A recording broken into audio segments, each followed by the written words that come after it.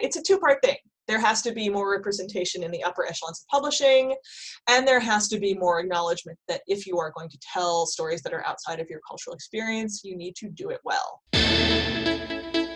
Hello, and welcome to the Creative Mindset Podcast. I'm your host, Isolde Trachtenberg. In the show, my guests and I explore how we can use creativity to do our best work and live our best lives. I talk with authors, musicians, actors, scientists, and others who are all pushing the envelope to live fully, creatively, and authentically. Listen in to get the scoop on how you can do it too.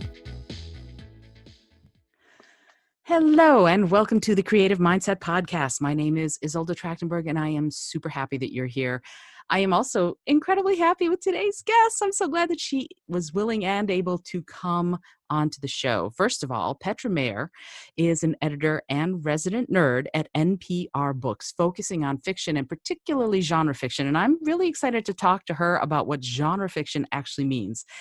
Listen to this. She brings to the job passion, speed reading skills, which is true. I have seen her finish a 600-page book in like a minute, and a truly impressive collection of Doctor Who doodads. You can also hear her on the air and on the occasional episode of Pop Culture Happy Hour.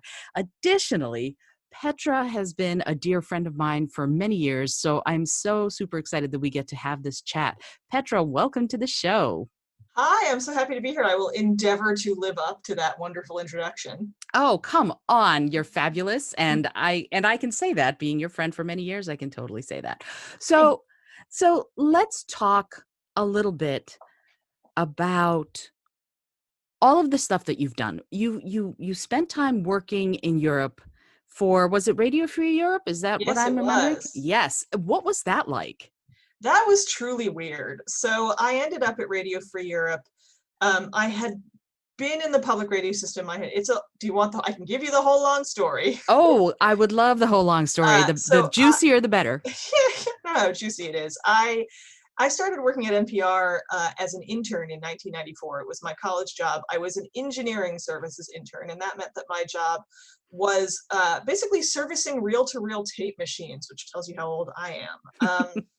So I decided that I had to learn enough right quick so that I could come back on the news side of things, because to be honest, I failed the test to be a broadcast recording technician. So I went to graduate school and I hated it with a fiery passion, and I was miserable. And luckily I was at an internship fair and Radio Free Europe was there. And I was like, you know what? I am burned the hell out.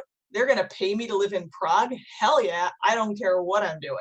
So I moved to Prague 20 years ago, good Lord. And I Radio Free Europe at that point was a little bit adrift because it was 1999. And, at that point, we kind of all thought, oh, the Cold War is over, the wall has fallen, it's all democracy and capitalism from here on out. Whether or not you think that's good, it was what the sort of zeitgeist at the time was. So Radio Free Europe had been formed in the 50s to sort of spread the gospel of American culture and soft power behind the Iron Curtain. And at that point, they kind of didn't know what to do with themselves because the Iron Curtain as we knew it no longer really existed. So my job was kind of unformed, and I ended up being what they called an audio editor, which was, it was kind of my job to because a lot of what they put on the air was just written copy that people read. And so it was my job to work audio clips into it however I could. And on the side of that, my job also was I was an audio archivist, because they had this giant room in their Prague headquarters that was just full. It had maybe a 20-foot ceiling, and it was just full all the way up, an entire wall of crumbling reel-to-reel tapes. And part of my job was to take those tapes down, put them on an old machine, try not to let them crumble all over me, and try to figure out what the hell was on them, Wow. Which was a variety of really random stuff. There were like Politburo meetings from Romania and the finals of the 1959 International Talking Bird Competition and early electronic music and pirate broadcasts from the Hungarian uprising of '56, which made me cry when I listened to them. So yeah, it was, and also like we'd get bomb threats occasionally, and when the bomb threats happened, we would all just screw off and hang around in Letna Park with beer. So it was an interesting job. Wow. Wow. That you just talked about reams of culture and history from over the last like 60, 70 years, all in that one little room. That sounds incredible. Yeah, and there were rumors about stuff that was in there that I never found. Like supposedly there were like Beatles performance, like recordings of Beatles performances and Miles Davis and all kinds of stuff, but I never found anything more than Morris dancing. There was a lot of Morris dancing. I don't know what's up with that.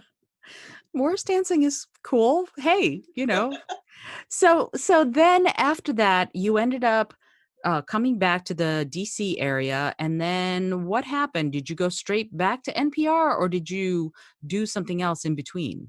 No, I went straight back to NPR. I left Radio Free Europe after 2 years because, oh, hang on one second. Godfrey, go away. So I mean, Godfrey that's is Petra's cat. my, yeah, I Oh don't my care. goodness. Yeah, he was trying to tear up a craft project and he didn't like being interrupted. Oh, I understand. Cats get very busy about that sort of thing. Anyways, so I had been in Prague for 2 years, which is sort of classically the point at which you either go native or come home. And I, well, not to point fingers, but they made my job permanent and then gave it to a dude who was a friend of my boss and expected me to train him. So I was like, nope, and I came home. I think that's valid.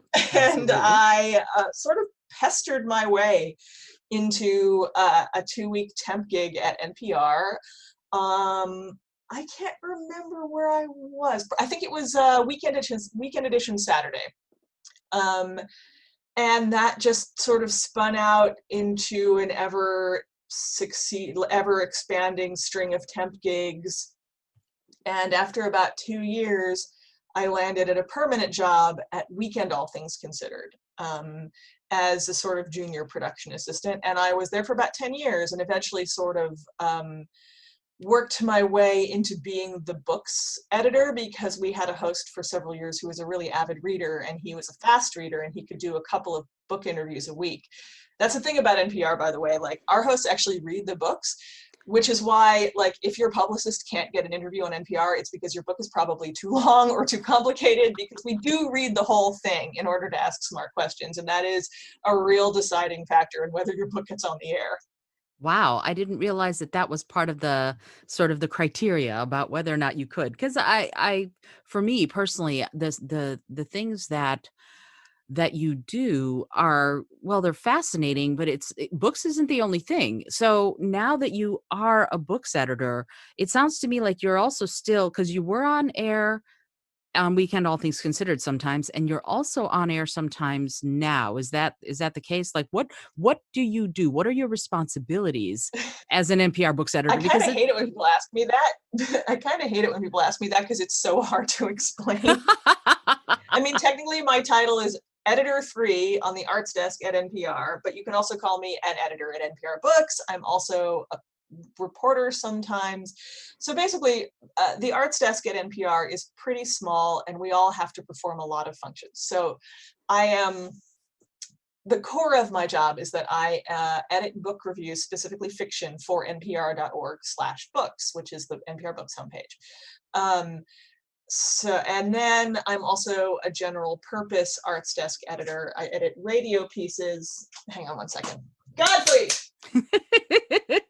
this isn't an interview with Petra Mayer. This is an interview with Petra Mayer and Godfrey Mayer. I think that's the Yeah. He's really relishing the fact that mommy is home all day, every day. I have no doubt. It's also getting close to dinner time, so they're going to be Ah, extra pestery. Anyway, so where was it? Right. So my primary job is editing fiction reviews for npr.org/books. I am also a general purpose arts desk editor. I edit radio pieces from our correspondents and freelancers on just about anything. I frequently get pressed into service to do what they call spots, which are the very short, usually no longer than a minute, stories that you hear during the newscasts at the top and bottom of the hour. I also am a reporter on my own. I do a lot of book stories. I interview authors. And another thing that happens is when there's cultural news that our sort of senior editors know is important, but it's too nerdy and they don't understand it, that's when they call me in. So I cover San Diego Comic-Con, like when there's a new companion on Doctor Who, they call me in. Although our TV, not to steal shine from our TV correspondent, Eric Deggans, he's a giant Whovian too. But basically, I'm the nerd correspondent. Like when I have to put it in shorthand, that's what I tell people. I see. Okay, so I have to ask, what has been your favorite nerdy thing that you've done as an NPR Books Editor? Oh, that's tough. My I know. favorite nerdy thing. Yeah. You I Um, know. It's a tough question because I'm sure there's an embarrassment of riches when it comes to nerdy things you've gotten to do, but can you think of something that's been just well, wow? my favorite nerdy thing, uh, it isn't really, I mean, my favorite, it's sort of nerdy. It's not like, sci-fi fantasy nerdy, but my favorite nerdy thing that I've gotten to do recently is that the guy who takes care of the ravens at the Tower of London, he's called the Raven Master. He put out a memoir last year or the year before, I can't remember. And I was in London on vacation and I arranged to interview him. And so he let me into the Tower of London at 7 a.m. before all of the tourists were there. And I got to follow him around while he like fed the ravens and he talked to them, and like I could hang out with the ravens and I learned all their names and their habits. And it was really, really cool. That sounds amazing. So like I'm a history nerd, so technically that's nerdy, right? Yep, of course it is. No, absolutely. And also super cool. I mean, nerds are cool, so there you go. So Thanks. so so how much of what you do ends up being on the radio versus how much of it is on the website? Like how do those duties split when you're working?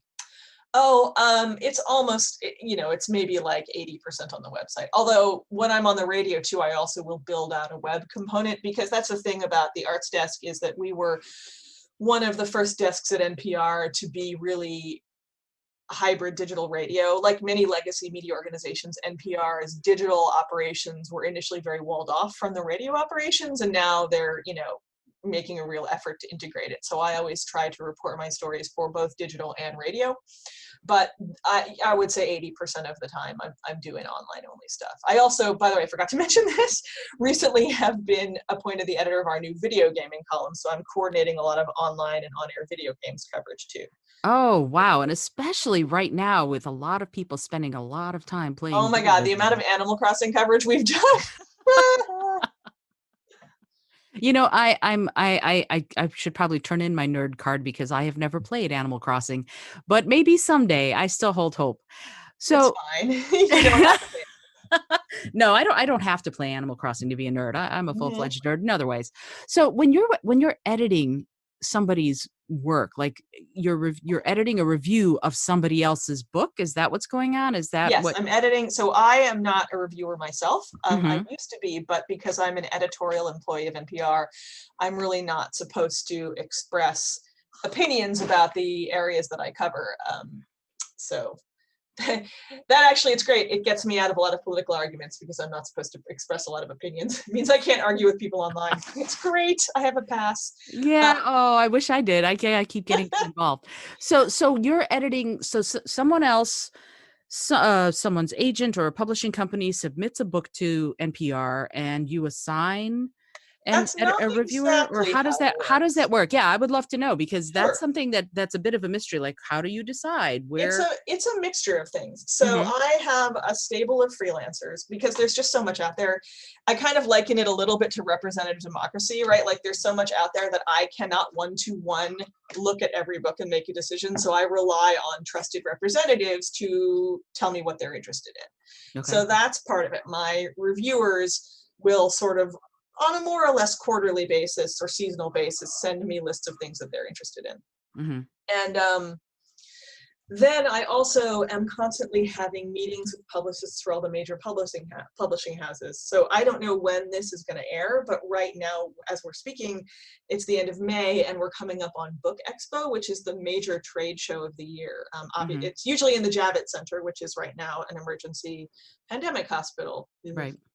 So Book Expo is a series of virtual meetings this year, but generally that's where where I and a lot of the other people at the shows who deal with books and our nonfiction editor and a lot of other reporters will just go to New York and pack ourselves into a conference room and spend 2 or 3 days of back-to-back-to-back meetings with publicists from all of the imprints, and where they show us their catalogs for summer and fall and into the next year, and we make notes and we fight over who gets what, and we do a lot of advanced planning. And I'm doing meetings like that all year round. So like, if your publicist has a compelling pitch, sure, you have a pretty good chance of getting some attention from us. Mm-hmm. And so in that situation, like at Book Expo, since it's virtual this time, I would imagine sort of the accidental compelling pitch is probably not going to happen. It's got to be, you have to be in the room where it happens, to quote Hamilton. So well, and also yes, because there are some serendipitous things. Like one thing that happens at Book Expo is you get tons of freebies, and I take them back to my hotel room and I look through them in the evening, and periodically I find something where I'm like, whoa, this is something we need to pay attention to. Like that happened with Pierce Brown's Red Rising trilogy a few years ago. I got the first one as a freebie at Book Expo and ripped through it in an evening, and it was like, this is an author that we need to pay attention to. So I looked at my stable of reviewers and I found a guy who I was like, he will really be into this. He will do it justice. And I signed it to him, and yeah, that became a whole thing. I'm not taking credit for Pierce Brown's success. Let me just put that right out there. I'm not, but like, that was an example of a serendipitous discovery of something that I felt deserved our attention.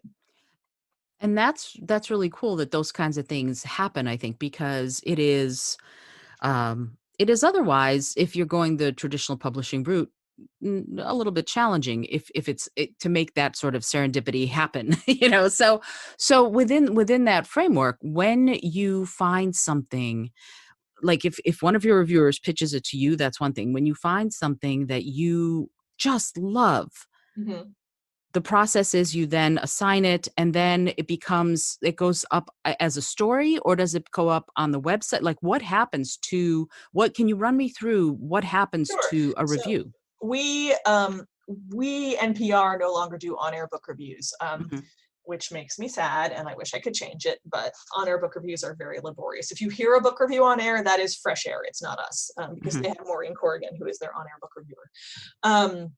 So what happens is, like, once I have decided that we are going to review a book, either because it was pitched to me or I discovered it serendipitously or one of my reviewers pitched it to me, then I look at my stable of reviewers and I think about who is best suited to this book, like who has the background or the taste or, or the style that would do it justice. And I ask the reviewer, hey, are you interested in this? Sometimes they say no, Mhm. but hopefully they say yes.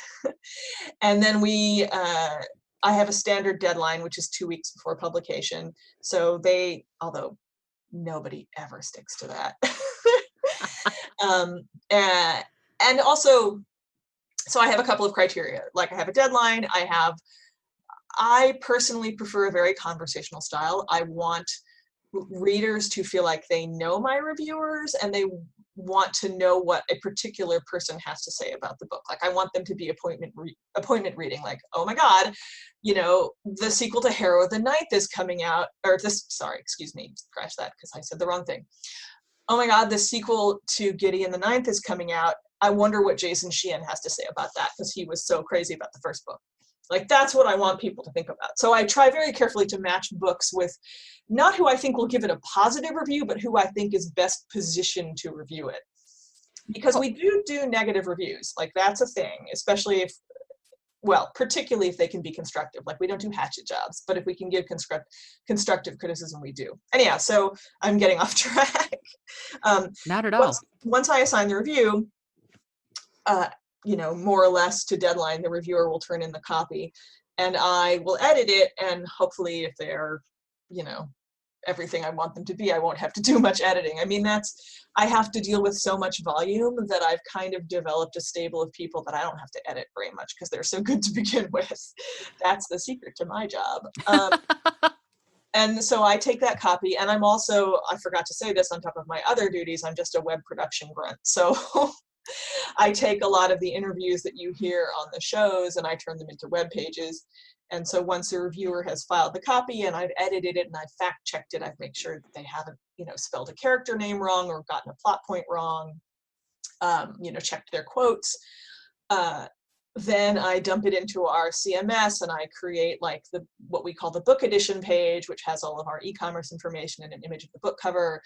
I pull quotes. I include relevant links to like interviews or other work by the same author, other reviews by the same critic. And then I do a final pass on it, and that goes to our copy edit desk, and then it goes up on the website. Oh, is that all? Wow. Okay. Yeah. It's funny because, as the person who's interviewing you for the podcast, I'm like, whoa, but as your friend, I'm double whoaing. That's quite a lot. So when you do that, it goes up on the website, all of that stuff happens. Mm-hmm. And it's all, you are just the fiction side, right? There is an NPR editor for books on the nonfiction side. There is an NPR editor for books. Oh, and I also forgot. I keep forgetting. There are little bits of my job that I forget because there's so many of them. I also run our social media feed. So if you follow NPR Books on Twitter or Facebook or Tumblr, that's me. We don't have an Instagram because I'm old and I can't deal with Instagram. So also what I'm responsible for is every day I look at the NPR Books page and I schedule social media posts to promote all of the stuff. Is this also a good time to talk about our seasonal projects, or are you going to ask me about that later? Oh, I'm absolutely going to ask you about that. That's coming up. Okay. Yeah, and in fact, it was the next question. I was going to talk to you about, I know that every year for a few years now, you've been doing something called the Summer Concierge series. And that's actually the summer reader poll. The Concierge is in the winter. Oh, see, there you go. I have my facts wrong. So, talk about both of them, if you would. The reader poll, what it is and what it means, and also the Concierge series. That'd be great if you could talk a little bit about what those are. This is an opportune moment because I am just ramping up on this year's edition of the summer poll. So the summer poll is a thing that we do every year where we invite readers. We pick a genre every year. This year it's kids books, like picture books and very early chapter books. And we invite readers to nominate their 5 favorite books and or series in the chosen genre. And then I take those thousands and we use a forum on our website that dumps everything into a Google Doc, and sort of there's no set period that the voting is open. The voting is open until I go, oh my God, there's 5,000 votes. I can't handle any more of this. And I close the poll. And then I take the Google Doc with 5,000 votes, many of which will be misspelled. And I sort of rectify everything and sort it and classify it and figure out how many votes each title or series got, and I take the top 250 of them and I send them to a panel of judges, because this is not just a straight up poll. If it were, like, we would literally have nothing but Harry Potter for every single genre. In order to best provide a service to our readers, we can't just reflect back what they like. It has to be a discovery tool. It has to be more balanced. It has to include voices that are otherwise overlooked. So that's where the judging panel comes in. We have 4 people, authors or critics, in the chosen genre. So this year, because it's kids books, our kids books columnist Juanita Giles is one of the judges. Margaret Willison, the internet's favorite librarian, is one. And then we have 2 amazing authors, Linda Sue Park and Andrea Davis Pinkney. And what they will do is I'll send them this list of 250, and they will take a couple of weeks and go through it, and they'll think about what they would take out of it and what they would add to it. And then we have this epic conference call. It usually goes around 3 to 4 hours, but I've gotten really good at making it go fast because I've done this for several years now. And during this conference call, we add and subtract and hammer out, and we end up with a final list of 100 that is a combination of reader votes and curated judges selections. And it's important to note that this is not a ranked list. This is not like number 1 through number 100. It is just a list of 100 things that we love. And we generally categorize it just to break it out into categories to make it easier for readers to use it. So like, I can send you links after we're done talking to. Oh yeah, I would love that. What it looks like, I'm trying to remember categories off the top of my head and I can't. Sorry. No, don't worry about it. So you're going to do that, and this is sort of the recommendations, a kind of a curated list as well as a reader's poll list of Yeah. the 100 books that you all think that readers in that genre ought to read or ought to check out. Yeah, a combination of ones that they love and ones that we think that they'll love. Oh, that's fabulous. And that's why we say it's not 100 best. We do say that for search engine optimization for SEO, but like it's really 100 favorite. We're very careful about that wording.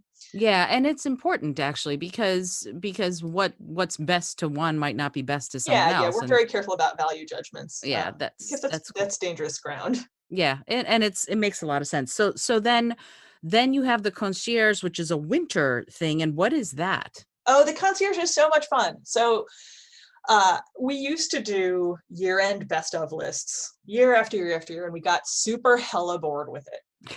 And we were trying to come up with something else. And I believe that it was my colleague, Rose Friedman, who works in the New York Bureau and is a real literature fiend, who came up with this idea of a searchable matrix of book covers sorted by categories where you could, and the categories are, it's a visual matrix and there's a list of categories down the side, and they are a mix of things like standard categories like nonfiction or science or history, and ones that we think are fun, like let's talk about sex or it's all geek to me. And you can click on any, or book club ideas, that's a big one. Staff picks is also a big one. So you can look at this list of categories and you can say, okay, I want, and they're stackable. So you can say, I want a book for my book club, and it has to, hang on a second, Godfrey, yo, get out of here. Sorry. Don't apologize. It's totally fine. I'm just lucky that Ninja, who is sleeping at my feet, is actually sleeping, because he could be walking on my head right now. Godfrey likes to shred paper. It's a real problem. So anyways, so actually, can I rewind, because I realized I left something out. Let me go back to the beginning of this description. So okay. So the Concierge is super fun. It is, we ask our critics and a lot of staff members too, at the end of the year, to give us their favorite books of the year. And that also, much like the poll, is a gigantic, huge list that we have to winnow down to a reasonable number, usually around 200 or 300. Unlike the poll, though, there's 4 of us that work on the Concierge. The poll is just me. So ultimately, the Concierge is a list of around 200 or 300 of our staff and critics' favorite books of the year, arranged in a visual matrix. And down the side is a list of tags, and they are a mix of things, fairly straightforward tags like nonfiction or history, and fun tags like ladies first or book club ideas or funny stuff. And the tags are stackable. So you can click on them and you can say, I want a book for my book club, and I want it to be reasonably short so that it's easy to read, and I want it to center women, and I want it to be funny. So you would click on book club ideas, ladies first, rather short and funny stuff. And the Concierge will return all the books in its list that meet those criteria. And when you mouse over them, you will see a blurb from one of our critics. And if you click through, you'll see the blurb, and you'll see e-commerce information. You'll see links to our coverage, to station coverage, and you'll see links to whatever library in your area has it. So it's a really useful tool, and it's super fun to play with. Wow, that's excellent. We're going to need to put a link to that in the show notes from this last year. That's incredible. And and actually this last year, we finally put up the Mega Concierge, because it's been running for 7 years now, and we keep saying every year we're going to link all of them up into one gigantic concierge. And our brilliant programmers finally rewrote the whole back end of it, so this year we could link them all up together. So the most recent one is the Mega Concierge edition that goes all the way back to 2013. Wow. So if you want to find books that fit all of these different criteria, like a book that fits all of these different criteria that you have in your head, you can search for it that way, and then it'll give you the 2 or 3 books out of the hundreds and hundreds that you have that might fit, or something like that. Yep, and then all of our coverage and all the ways that you could possibly find that book. And it's actually, we can put the link up, but it's there's a short URL. It's just npr.org/bestbooks, and that's the way to find it. That's perfect. Short URLs are best. So, okay. So now I have a little bit of an inkling about what it is that you do, which is a lot. And you are the genre fiction editor. And I would love to know from you, what is genre fiction as opposed to fiction? How do you define them and what are they? That is a question that has prompted many an argument. And I think the best definition that I have come up with is that genre fiction is a marketing distinction. It tells you where in the bookstore you're going to find the book you're looking for. Because there, especially in the past few years, there's been so much bleed over between what we would think of as literary fiction and what we would think of as genre fiction, meaning sci-fi, fantasy, romance, mystery, thriller, basically what I would think of as all the fun stuff. The stuff that has historically been stigmatized as trashy or lowbrow. Those stigmas have begun to fade recently, which is just wonderful. And there's been a lot of blurring of the lines. But so, yeah, I mean, most people, if you ask them, will tell you genre fiction is a marketing distinction, not much more than that. And yet those categories, science fiction, fantasy, urban fantasy, all of that, those are ones that I'll see if I go into a bookstore. They're there. You know, you'll see like fiction, but then it'll say science fiction and fantasy, and this is all of the books that are currently on sale at the bookstore for science fiction and fantasy or romance or whatever. Those are all considered genre fiction because they aren't literary fiction. Is that how that works? Is that the distinction? Kind of, yeah. Oh, that's very interesting. Okay. I mean, my own personal and somewhat snotty take on it as someone who doesn't really read a lot of literary fiction, and this is just me, I don't think that this is a given, that this is an accepted definition in the industry, is that genre fiction is more external. It tells you a story about things that are happening outside your head. And literary fiction is more internal. It tells you a story about what's happening inside your head. Fascinating. And I personally want to be told a story. So I'm genre fiction all the way. Okay. I got it. So something like Eat, Pray, Love by Gilbert, what would that be for you? Is that Well, that's not, is that fiction? I thought that was a memoir. You know what? It's funny because some aspects of it are fictionalized, and that's I believe. So but something, let's say it was fiction. What would that be, more literary fiction to you, or would that be genre fiction? Oh, that's an interesting question. I mean, and it's one that's hard to answer without seeming dismissive, because that sits right on the border of lit fic and what we would consider women's fiction, which is its own genre. And I tend to think of it as romance without the sex. That's things like Ellen Hildebrand, or oh God, what's her name? Oh, my brain's gone blank. The one who wrote Her Sister's Keeper, Jodi Picoult. I was literally about to say Jodi Picoult, Jennifer Weiner. Yeah, I love Jennifer Weiner. My God, yes, she's so great. That is a genre that often gets looked down on. I think it even gets looked down on by romance fans who tend to think of it, like I said, as romance without the sex. So yeah, Eat, Pray, Love is an interesting thing because it's a little bit of a hybrid. It is very internal. It's about it's about a little bit about human nature and this one woman's journey from one state of being to another, which I would classify as the provenance of literary fiction. But it is also specifically about and more or less for a female audience. So that puts it kind of on the border of women's fiction. Interesting. It's always fascinating to me when books sort of can span genre, you know, that they can be one and part of one and then also part of another and still speak to different audiences. I think that sometimes authors get pigeonholed into one or the other. Yeah, and then when they when they do something that's outside of that, it becomes challenging as far as marketing and all of that. And the publishing industry has changed a great deal, but at the same time, there's still some of that going on, even while so many people can self-publish and do all of these other things to get their books out there. So I wanted to ask you on your thoughts on where the publishing industry is today from your perspective as somebody who is a books editor. I would love to know what your thoughts are as far as where we are today, especially right now during the pandemic and everybody doing so much more reading.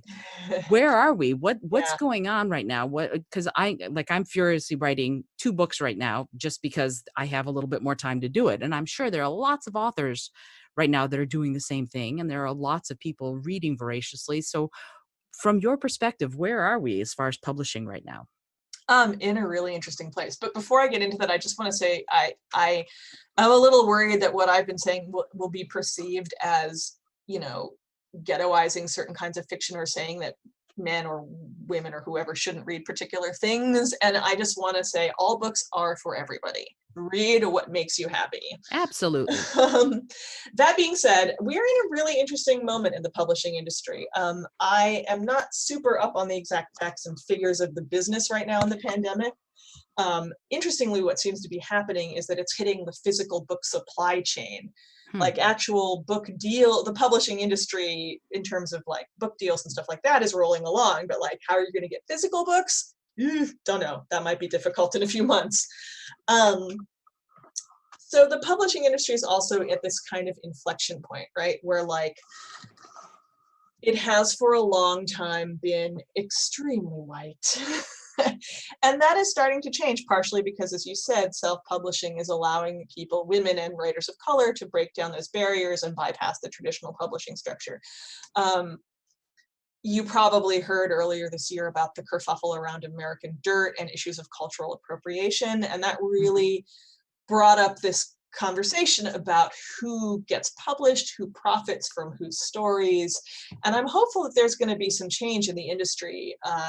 Historically, it's been real hard for authors of color to get published because the marketing people will be like, well, we don't know who's going to read that. That has just a limited audience. But they'll happily hire a white author who's telling the same story. So we're kind of at a point where that conversation's in the foreground, and hopefully going forward, we're going to see a lot more diversity in publishing. That's also happening in sci-fi and fantasy right now, particularly because the amazing and goddess-like N.K. Jemisin just won 3 Hugos in a row. I think she's the first person to do that, let alone the first African-American, let alone the first woman. And she attracted the ire of a lot of sort of reactionary forces in the sci-fi and fantasy world, which we will not get into because it's just sad. But in sci-fi and fantasy particularly, there's just this amazing boom right now of diverse writers and fantasy worlds that aren't European, and it makes me incredibly happy to see. And it's also just really good. Oh my God, if you haven't read Fonda Lee's Jade War series, do it. It's like a fantasy kung fu movie in your head. Ooh, that sounds amazing. And I'm a martial artist, so of course my ears perked up. I have not read it. Love it. Oh my God, it's like Kung Fu Fighters powered by magical jade.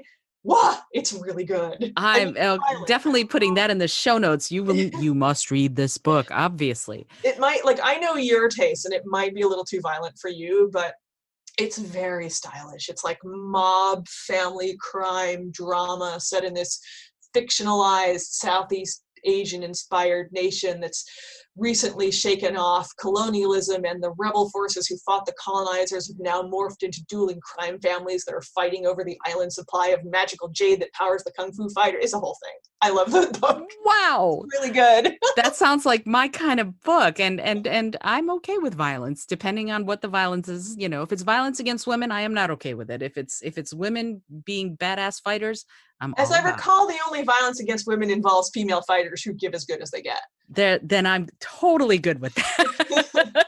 I have no problem with that. I have two problems: violence against women, violence against animals. I cannot do, but Sure. Otherwise, violence, I'm fine with it.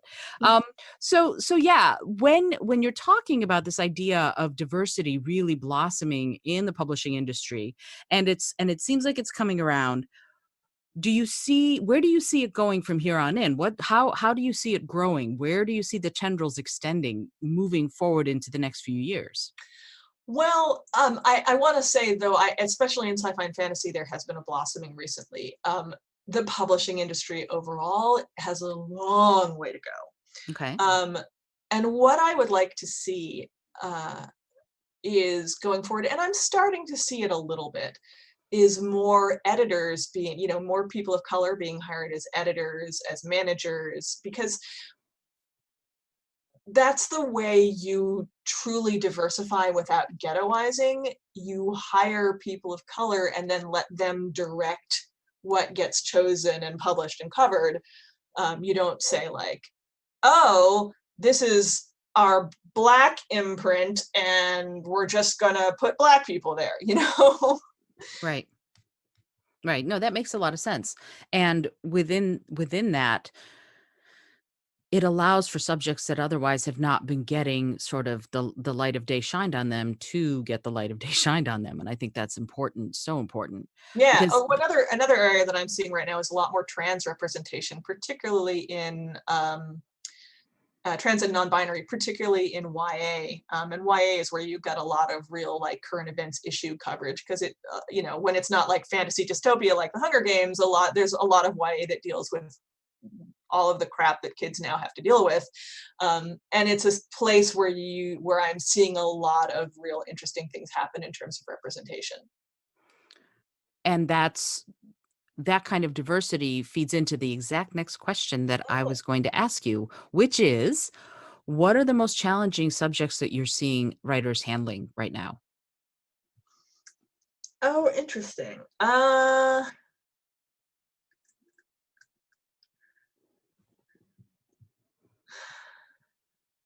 mean, we cover my YA reviewers tend to stick to fantasy, so Mhm. I mean, are you asking about like sort of big issue books? Because I think racism is the big issue that racism, definitely. I mean, it's the pervading sin of our society today, and it is a big thing that I see being tackled by writers in all. Oops, sorry, that was my that was work bothering me. Sorry. Anyways, what I was going to say is racism is an issue that I see getting tackled at all levels and in all genres. I mentioned N.K. Jemisin, and she won the Hugo for her Broken Earth trilogy, which is, among other things, I mean, it's just a really solid, engrossing speculative fiction series, but it Mhm. is also a subtle and powerful and punch you in the face meditation on colonialism and oppression. And that's the kind of thing that is going on all over the place in publishing right now. And I really like to see it. It's yeah, I'm like, I have other questions, but yeah, I just want to honor that for a second, because there's so, especially right now, we could be talking about things ripped from the headlines. It's so important to focus on it, and to do it in a way that educates as well as enlightening. There's Mhm. something there's something that's so poignant about that to me, that there are writers, especially writers of color, who are out there telling these stories that are so important to be told. Now, I have a question that you can choose not to answer, Sure. and I'm going to ask it anyway. You Mhm. said something that sparked this question, and I went, "Oh!" And now this seems like a really good time to bring it up. You said that there are publishers who will hire a white writer to tell a story that they would not have hired a writer of color to tell. At times, that has happened. So how how do we go past that? How do we I don't know, bypass it? How would you suggest dealing with that process of the fact that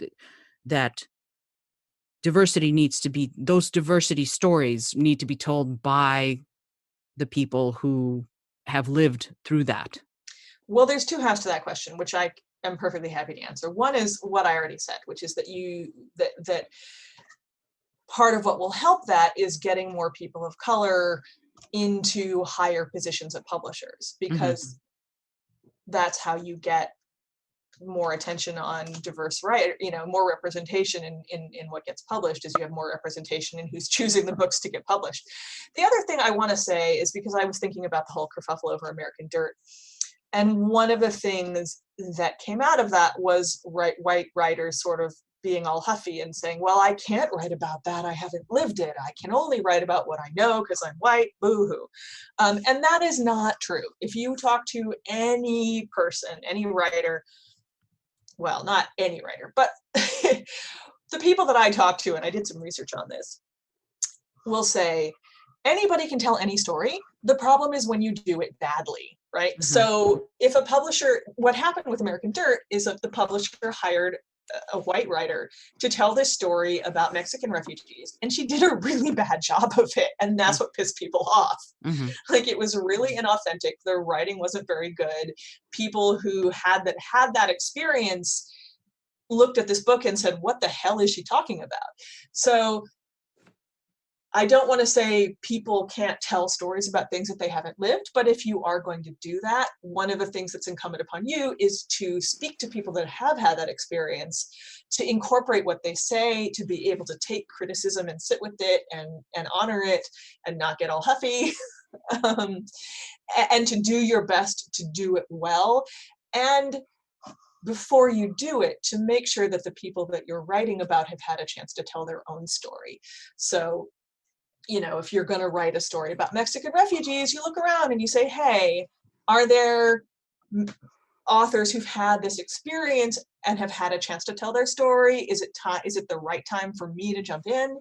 And if it is, then go ahead. And if it's not, write your book anyways and just sit on it for a couple of years. You know, use that time to make it better. So yeah, it's a two-part thing. There has to be more representation in the upper echelons of publishing, and there has to be more acknowledgement that if you are going to tell stories that are outside of your cultural experience, you need to do it well. That's a succinct answer. I like it. I just did this podcast for NPR. They have this thing called Life Kit, Mm-hmm. which is a sort of advice podcast on how to do various things. And so they asked me to do an episode on how to write your novel. And so I actually talked to a whole lot of writers about this, and specifically a writer and a friend of mine named Tempest Bradford, who helps run this workshop called Writing the Other. And she has a lot of really interesting stuff to say about that. So I gotta hand it to Tempest. I'm mostly parroting what she said. Well, and it's a lot. There's a lot of wisdom in what you said and in what Tempest says, because it is so, you know, as someone who writes books, I feel like I want to be cognizant and aware and sensitive of the issues that surround the books I'm trying to write, or the potential issues. And I want to make sure that I'm not being ridiculous when I write characters who are different from who I am and from what I know. You know what I mean? So I think it's so that's, and I wanted to, and so I appreciate you saying that, because I think this idea of writing diversity well, it can't be just from inside your head. I think you do have to do some research. For example, I'm writing this book all about a woman who wants to open a temple to the goddess Ishtar, and who's basically the priestesses of Ishtar used to teach people how to be good lovers, specifically men, but I'll say people, how to be good lovers to their partners. And that was what they did. And I know you told me about this book. I really want to read it. I can't wait to get this one out there. But what I did as part of this is I opened up a survey to every single person I knew on social media and said, take the survey. And it's over 100 questions. And I had hundreds of people who are basically, the question was, you know, if you are a woman, or you identify as a woman, if you are a man or you identify as a man, these are the questions. These are the women's questions. These are the men's questions. And because I didn't want it to be just me, I didn't want it to be just out of my head what people might want to know, or what people might have wanted to know about sex when they were young. Mm-hmm. And so I had hundreds of people participate and take this survey. And what was really interesting is a writer friend of mine said, you've just gotten a lot of buzz for your book. And I said, why? And he goes, because many people wouldn't have done that research, and you did. And I went, okay, I had no idea. For me, I just didn't want it to be just my opinion on this, you know, because there is this idea inside my own head that there's no way I'm the ultimate authority. So I'm going to get a bunch of... it gets kind of ghettoized as this big cultural issue, like, oh, I can't write about other, but like, honestly, it's just a question of research and good world building. Like you wrote a book that was set in New York, and in order to do it accurately, you went to New York and looked at the things you were writing about. Like, why wouldn't you do that about people? You know? Very true. Very true.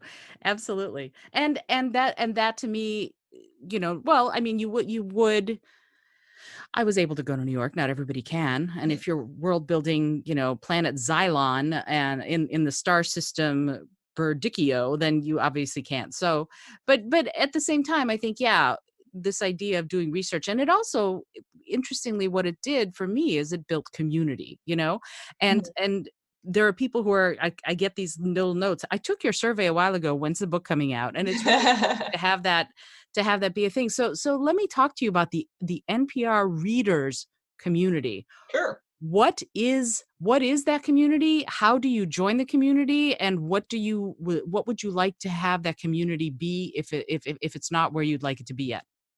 I mean, if you read books, you're part of our community.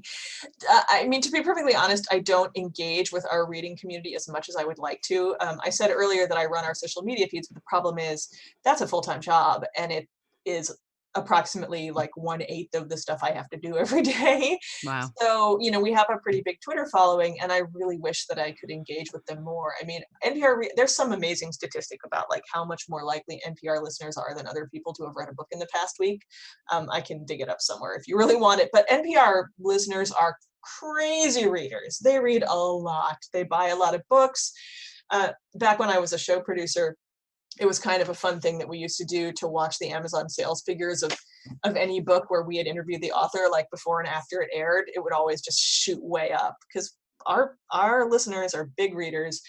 And one of my favorite things that I do when I have time, although I have to cop to that I have not done it lately, is to interact with readers, with our audience on the hashtag, the Friday Reads hashtag on Twitter, Mm-hmm. where like I talk about what I'm reading over the weekend and people tell me what they're reading.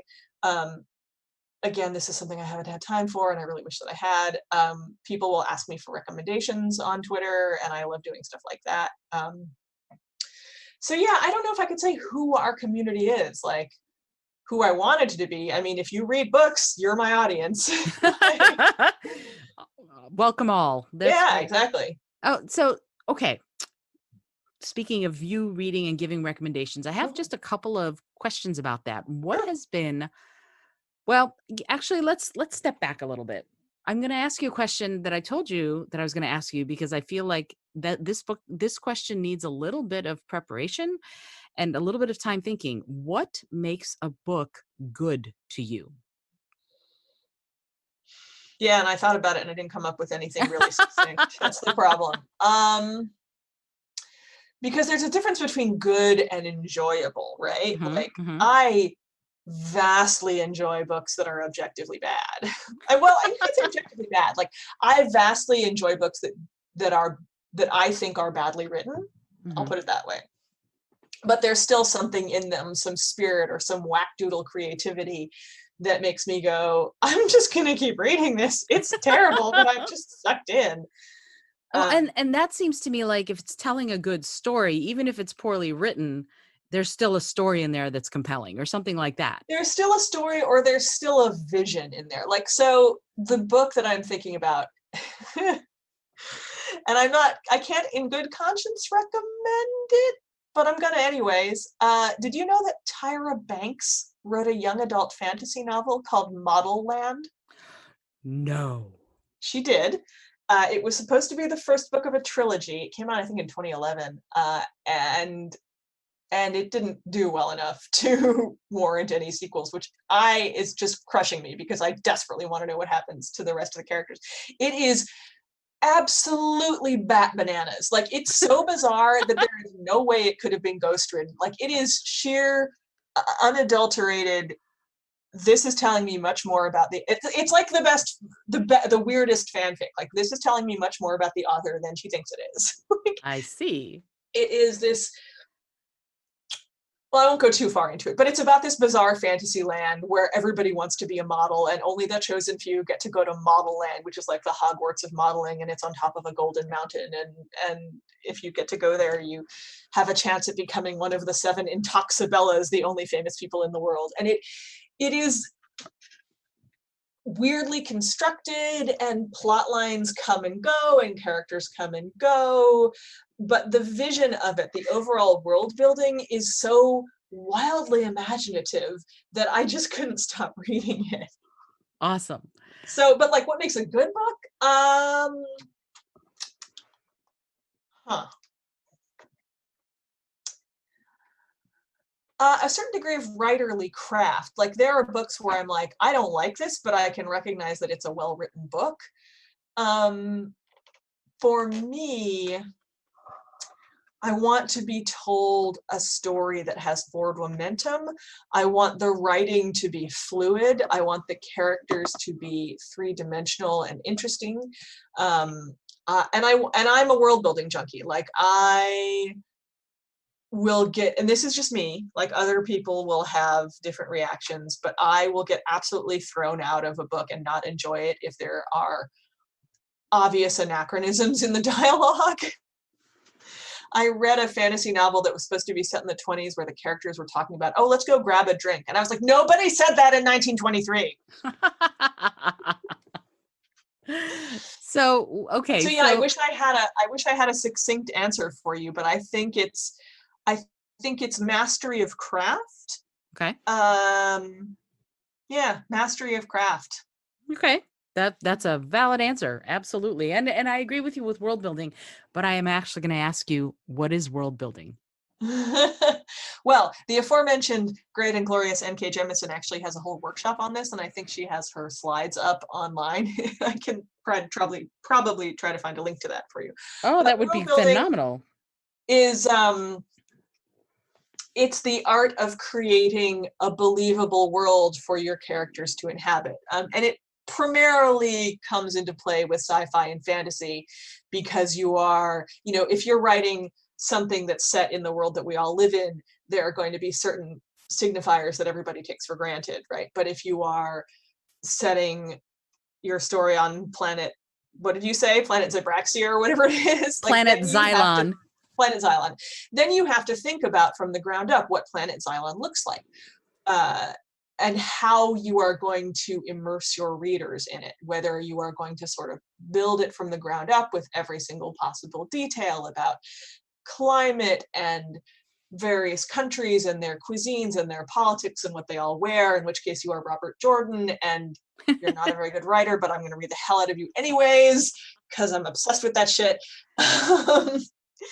Or you are going to just kind of let readers sink into it and reveal details about the world as they become relevant to the plot.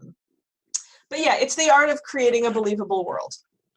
And that's beautiful. I like that. For anyone who, if you're listening to this and you're going, what is it? How do I do this? What I want to write, but I don't. Now you have your very, very beginning. And in fact, I'm going to ask another question that if someone is sitting there going, I've always wanted to write a book, but I don't, how would I, what's your recommendation for how people who want to write or edit, how should they start? Like what is the process in your mind?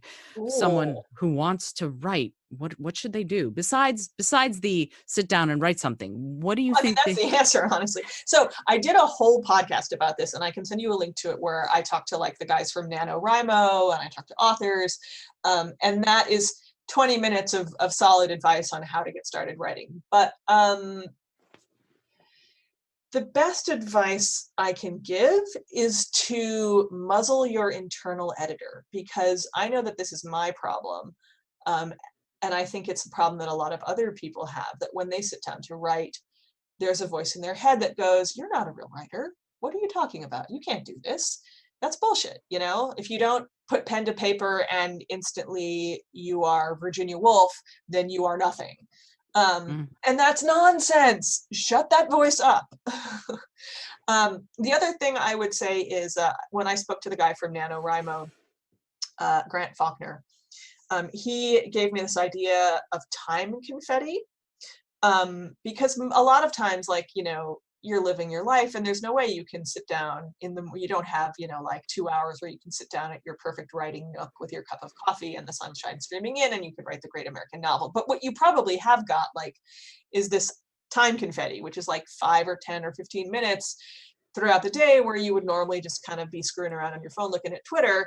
And if you catch yourself doing that, you can go, no, I'm going to spend this time just putting my pen on the paper or my fingers on the keyboard and seeing what comes out.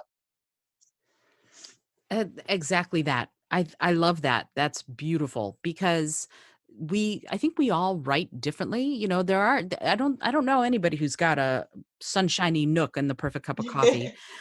I think everybody, at least every author I know, we write when we can and we write where we can.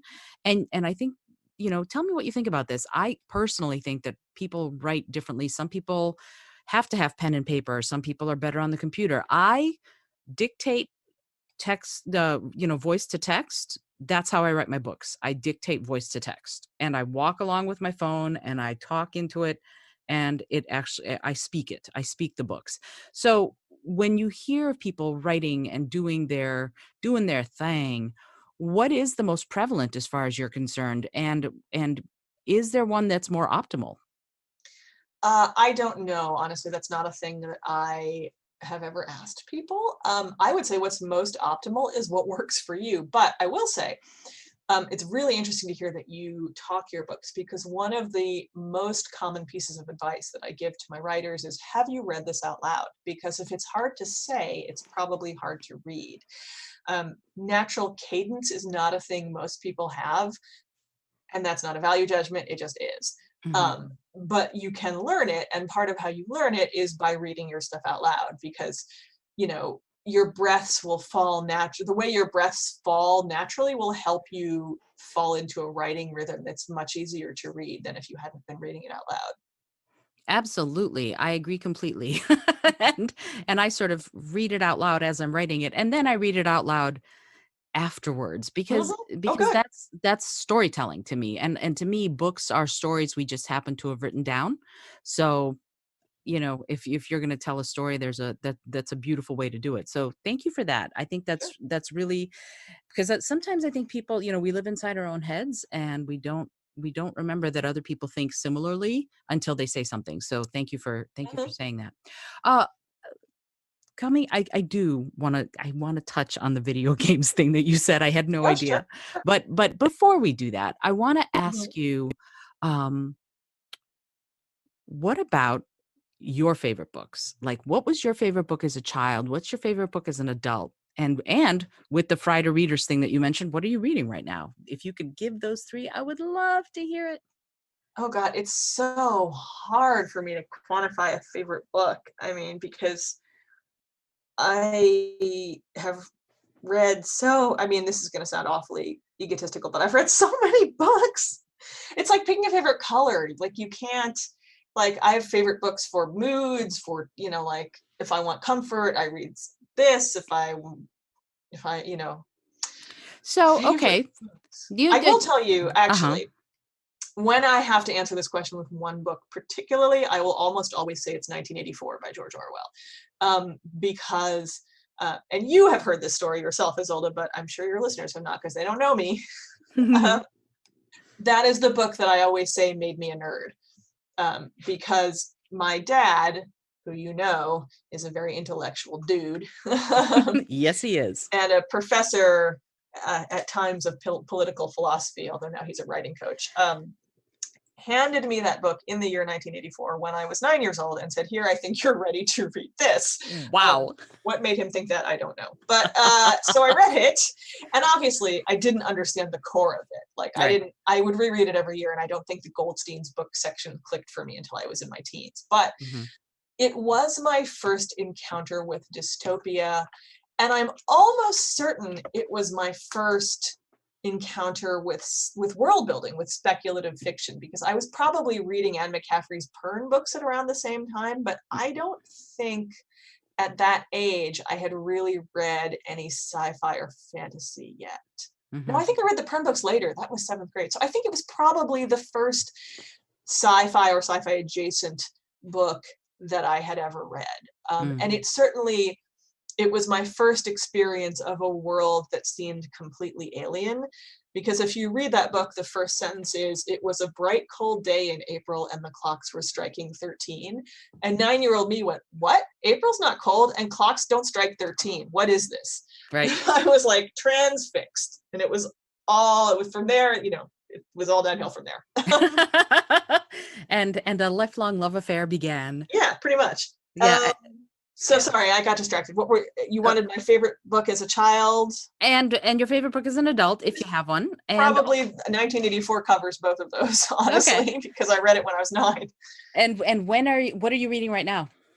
Oh, right now. So this is a thing that I actually want to talk about because I've had to do an awful lot of quarantine reading stories, and I want to just let people know that if your brain is so messed up by the pandemic that you can't read, that's okay too, because that happened to me. For 2 months, I could not read. All I did was knit and play Animal Crossing and watch Food Network. My brain was busted. And finally, about a week and a half ago, I picked up a book that I had to flip through for work, and I got sucked in and I started reading, and I was like, oh God. And it was like just cool rain falling in my head. Suddenly I could read again.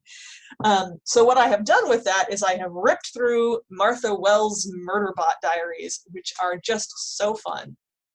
These are a series of sci-fi novellas, although the first full-length book just came out, I think, this month, maybe. And they are about a security robot that has hacked its own governing module and become independent. It's an AI, right? It has independent thought.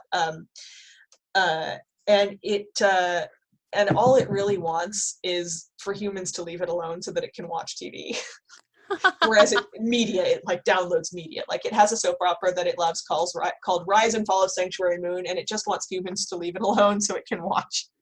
But it keeps getting pulled into these scrapes with various crews of humans that it has been contracted to. And over the course of the 4 novellas, Murderbot, as it calls itself, even though it does not like humans and does not want to be human and wants humans to leave it the hell alone, is gradually becoming more human and forming bonds with humans and with other AIs and beginning to experience emotions which horrify it, because all it wants to do is be left alone to watch TV, but now it's having emotions. And it's wonderful. I love it. It's one of my favorite sci-fi books of the past decade or so was Anne Leckie's Ancillary Justice, which was similarly about an AI that had previously been the consciousness of a giant starship learning to exist as a human. So if you liked that, Murderbot is like that, but way more cranky and with a much worse attitude. Ooh, sounds a little like Red Dwarf for some reason. Yeah. It's like Ancillary Justice crossed with Red Dwarf. That's a good way of putting it. That's great. Oh, that's fabulous. Okay. I say this to everybody I interview. I just have a few more questions, if that's okay. So, is there a taboo subject? Is there a subject people ought not to be writing about? And if so, what is it? Huh.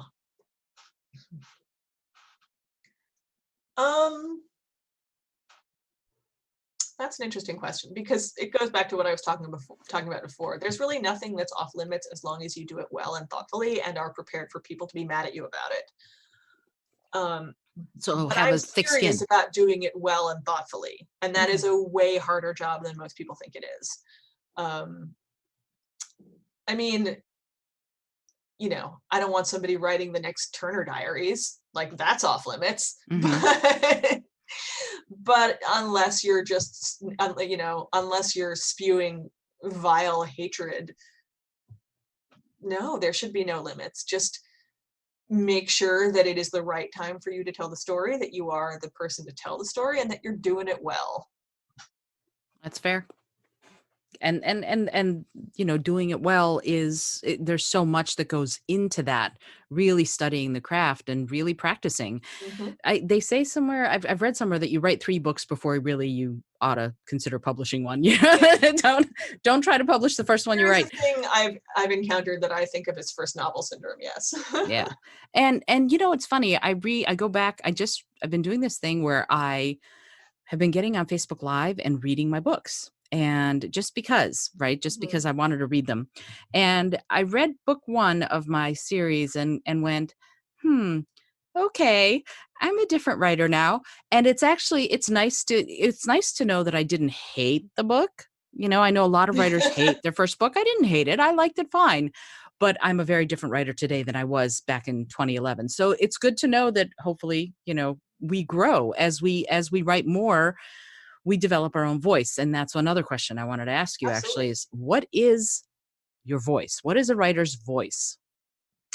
That is an interesting question. Can I actually, before I answer that, just go back to the previous question because I thought of one more thing Sure, of course. about things that are taboo.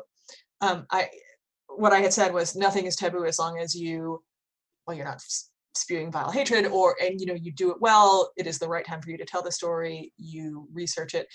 You are prepared to take criticism. And the other thing is, if you take your story to a member of the group that you're writing about and they say no, you put it down. You are ready to give it up if you find out that you are on the wrong track. So that's an important thing. Anyways. That makes, it makes a lot of sense for sure. So voice. Okay, so voice is really interesting. And I find that it is something that's hard to teach. I almost said it can't be taught, but I think probably it can be if, people learn and grow as writers. It's hard though. And I don't think there's a way to quantify it. I can tell you how I try to draw it out of people, because it's a thing I work on a lot with my reviewers. The primary thing I tell them is don't act like you're on NPR. Because that happens sometimes with people that are new to working for me. They will send me a piece and it will be full of $50 vocab words and contorted sentences that, and I'll be like, no, that you're writing for what you think NPR is. You are not writing in your own voice. Talk to me about this book as if you are my smart friend who is very excited about this book and we are having a cup of coffee and you are telling it to me. So the other thing I'll say, and if you listen to the podcast episode that I'm going to link you to, this will come up too, but it's important. Voice is far more linked to what you read than you think it is. Like a lot of people, that's my other piece of advice that I tell people, like read. And they'll say, oh no, but I don't want to be influenced. And the answer to that is everybody's influenced, man. Shakespeare was writing fanfic, okay? So if you are writing it in your own precious personal voice, it is your voice, but you will never figure out what you like and don't like in writing unless you read a lot. So yeah, like it's interesting. Voice is this thing that you can only kind of triangulate around. Like it's a mixture of your own conversational style and what you do and don't like. And when you have it, it comes through on the page and I can tell who's writing by looking at the sentences. Like I have a particular writer, I think I mentioned him before, Jason Sheehan, and his voice is so particular and powerful on the page that I could look at a piece without a byline and go, oh my God, Sheehan wrote this, And that's really what I love in writers. Like I want that voice to just pop off the page so that I feel like I know you. And that's all goes back to sort of building community, when people know the writer based on the words on the page, that feels almost like a friend to me. I feel very close to the authors that I love, even though the only author I've ever met truly that I adore is Judy Blume. Everybody else I've just loved I've worshipped from afar. And yet I feel like I would love to have a cup of tea with them. You know what I mean? Yeah, exactly. That's exactly right. That's a good point. And I'm really glad to hear that Judy Blume was cool. I have actually never met her. I would hate it if she wasn't cool. She would. Yeah. The next time we go to Key West, I'll hook you up. Cool. Yeah, she was amazing and a complete delight. So which made me feel so happy because I read English in part because I read her books when we first immigrated. So that's how I sort of learned how to read because no one actually taught me. So, okay, we're down to the last few questions. Oh, good, because it's getting on towards dinner time. I don't know if you can hear it, but as we say in this house, the flops phone is ringing. I understand. I hear it. I love it. So yeah, and I'm actually I won't keep you too much longer, but I did want to say video games. Excuse me. Hello. Let's talk about that for a second. Sure. What's that? What are you doing for NPR as far as video games? For a long time, we've run this sort of semi-regular series called Reading the Game, which is about storytelling in video games. But we've sort of begun to ramp up video game coverage because, video games are, along with movies and TV, one of the preeminent art forms of our time, and they are amazing vehicles for storytelling. Like the the main big studio video games that are around now, and I'm not talking about stuff like, first-person shooters like Overwatch or Fortnite or whatever, although those are super interesting in all kinds of ways. Mm-hmm. But the sort of degree of novelistic storytelling and cinematic storytelling. Why did my printer just turn itself on? Jesus, stop. Well, you said we're talking about technology, so Yeah. technology had to make itself known. My printer does this weird thing where like it will refuse to print in the moment, but then a day or two later, it'll print whatever I want. It likes to keep you on your toes. Anyways, what I was going to say is the degree of sort of cinematic and novelistic storytelling that's going on in, just to name a couple of games that are like either out right now or about to come out. Hang on a second. Printer, what the cut it out. Okay. I love the fact that you were going, what the shit? And then it went ding dong. It's like you bleeped yourself. You can bleep that out if you want. No. Do my radio mannerisms and not actually cuss. No worries. Actually, the beauty of doing this podcast and making it as unedited as possible is that I just put the little explicit sign on the episode and we're good to go. So okay, good. I'm not worried about it. Cool. Anyways, games right now, they're basically like sort of movies and novels combined. They're just fascinating. There's so much going on. And in other games that are less story driven, like I mentioned, sort of first person shooters like Fortnite and Overwatch, those are really interesting in terms of their implications for the way we form communities and interact online, because those have these huge online communities where people are chatting with each other and playing together and sometimes being complete assholes to each other. And then there's just also auxiliary things like Discord, which is a chat service for gamers that is really interesting. A lot of stuff goes on there, like, and this is awful, but it is newsworthy. A lot of stuff related to the Charlottesville disturbances was planned on Discord. So like video games and the community around them are incredibly newsworthy right now. Like we should be paying attention to them. So we have this regular column that we just started called Join the Game, which is a combination of game reviews and gaming culture analysis. There are a lot of like young nerdy NPR is full of nerds. This is not a surprise, right? But there are also a lot of gamers. Me personally, I'm part of an incredibly vibrant and obsessive Pokemon Go community at work, because the NPR sign, for all you out there in Radioland, the NPR building sign is a Poke Gym. So if you want to come raid with us and you're in DC, please do. I mean, once we get back to the building, I don't know when that will be. Yeah. So yeah, there's a lot of gamers on staff. And since we started doing Join the Game, I've been getting all these interesting pitches from people who want to write essays about the games that they love and the impact that games have had on their life. Particularly now, of course, during the pandemic, when we're all stuck at home. That's part of why Animal Crossing is so huge, right? Because you want to escape to this beautiful cartoony world with cute animals and no viruses. So yeah, we're doing some on-air coverage. We're ramping up reviewing. I'm still kind of in the early stages of figuring it out, because again, it's on top of my other job too, my other 14 jobs. But I do feel very passionately that this is an area of culture that we cannot afford to ignore. It's a multi-billion-dollar business, in addition to being a haven for people to build community. It's a huge business. It's huge. So it makes a lot of sense that on multiple levels that you would be covering it and helping other people find it. I think that's great. And I think there's an evolutionary process going on here. The way we tell stories is changing, and video games are another sort of piece of that pie now. And it started with the games back in the 60s and 70s and the arcade games in the 80s. And now here we are, where you can have incredible worlds with incredible visuals and audio. Yeah, right we've there. come a long way. I mean, I grew up with an Atari 2600 and I still have a soft spot for that, but man. Yeah, it's a different kettle of corn, as I like to say. Yeah. So how can people find you? Where are you on social? I know as far as NPR, you are what? I'm NPR Books, on Facebook and Twitter. My personal Twitter account, which I am really erratic and crappy about, but feel free to try to find me there, is Petra Matic, like automatic, Petramatic.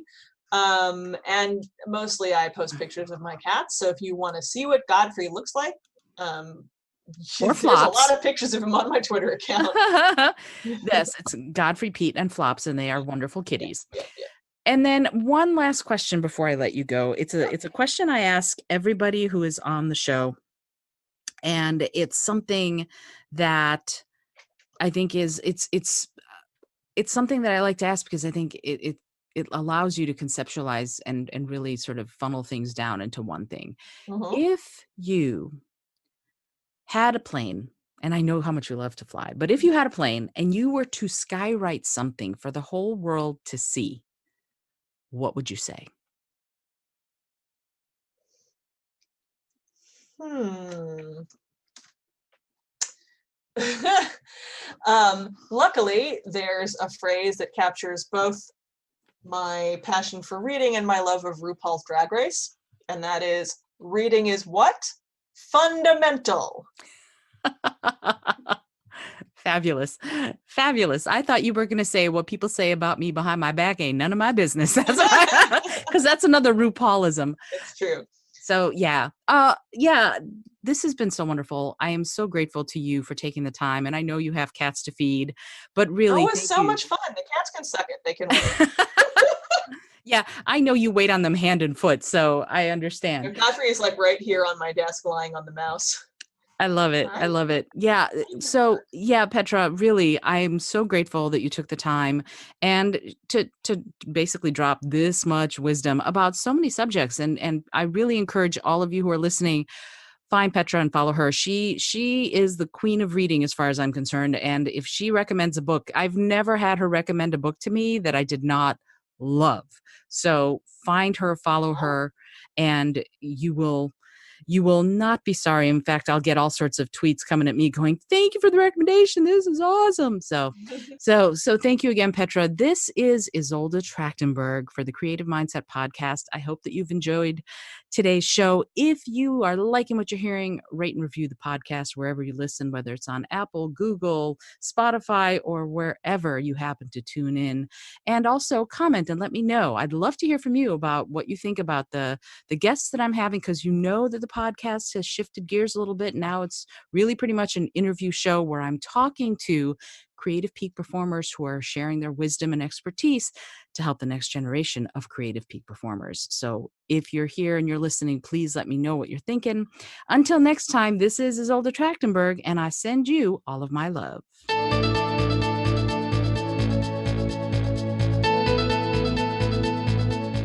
Thanks so much for joining me today. I really appreciate you being here. Today's episode was produced by Isolde Trachtenberg and is copyright 2020. As always, please remember this is for educational and entertainment purposes only. Past performance does not guarantee future results, although we can always hope. Until next time, this is Isolde Trachtenberg, and I send you all of my love.